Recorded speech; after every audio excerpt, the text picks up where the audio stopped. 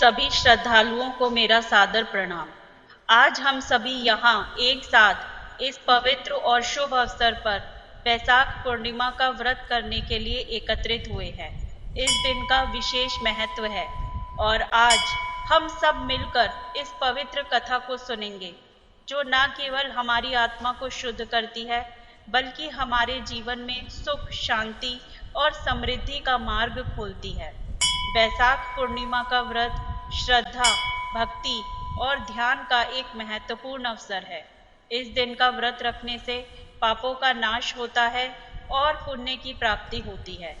प्रिय श्रद्धालुओं, बैसाख पूर्णिमा का व्रत न केवल संतान सुख के लिए किया जाता है, बल्कि ये पापों का नाश करता है और पुण्य की प्राप्ति के साथ जीवन में सुख, शांति और समृद्धि लाता है। बैसाख पूर्णिमा के दिन व्रत करने से न केवल व्यक्तिगत जीवन में खुशियां आती हैं, बल्कि यह समाज और परिवार में भी शांति और समृद्धि का संचार करता है। इस दिन को हम अपने जीवन को सुधारने, अपनी आत्मा को शुद्ध करने और भगवान के प्रति अपनी भक्ति को प्रगाढ़ करने का अवसर मान सकते हैं। आइए हम इस दिव्य दिन को भगवान विष्णु की कृपा से अपना जीवन सुखी और धन्य बनाने के लिए समर्पित करें। अब मैं आपको एक बहुत ही प्रेरणादायक और अद्भुत कथा सुनाने जा रही हूँ, जो बैसाख पूर्णिमा के व्रत के महत्व को और भी स्पष्ट करती है। बहुत समय पहले की बात है। एक छोटे से गांव में एक तपस्वी ब्राह्मण परिवार रहता था। वह ब्राह्मण बहुत ही धार्मिक था और प्रतिवर्ष बैसाख माह की पूर्णिमा को बड़े श्रद्धा भाव से व्रत करता था।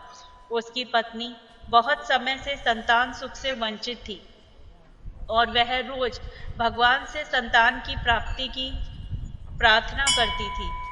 ब्राह्मण ने सोचा, मैं इस बार बैसाख पूर्णिमा के व्रत को विशेष रूप से संतान सुख के लिए करूंगा, और इस प्रकार उसने संतान की प्राप्ति के लिए भगवान विष्णु का पूजन करने का निश्चय किया।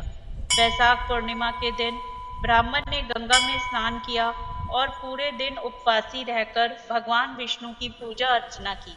वह विशेष रूप से यह प्रार्थना करता रहा, हे भगवान, यदि आप मेरी तपस्या से प्रसन्न हैं, तो मुझे संतान सुख दे।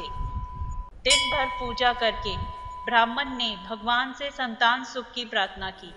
उस रात भगवान विष्णु ने ब्राह्मण को स्वप्न में दर्शन दिए और कहा, जल्द ही तुम्हारे घर में संतान का आगमन होगा।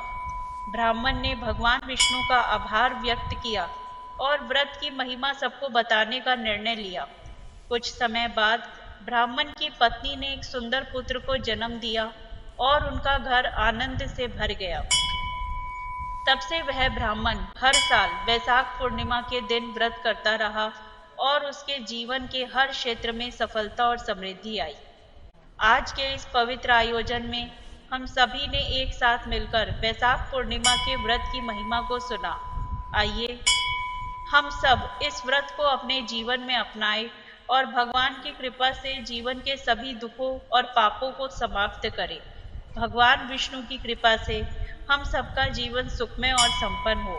इस पवित्र अवसर पर हम संकल्प लें कि हम सभी अपने जीवन को पुण्य और शुद्धता की दिशा में आगे बढ़ाएं। सभी श्रद्धालुओं को मेरी शुभकामनाएं और आशीर्वाद। जय जय श्री हरि। हरि ओम तत्सत।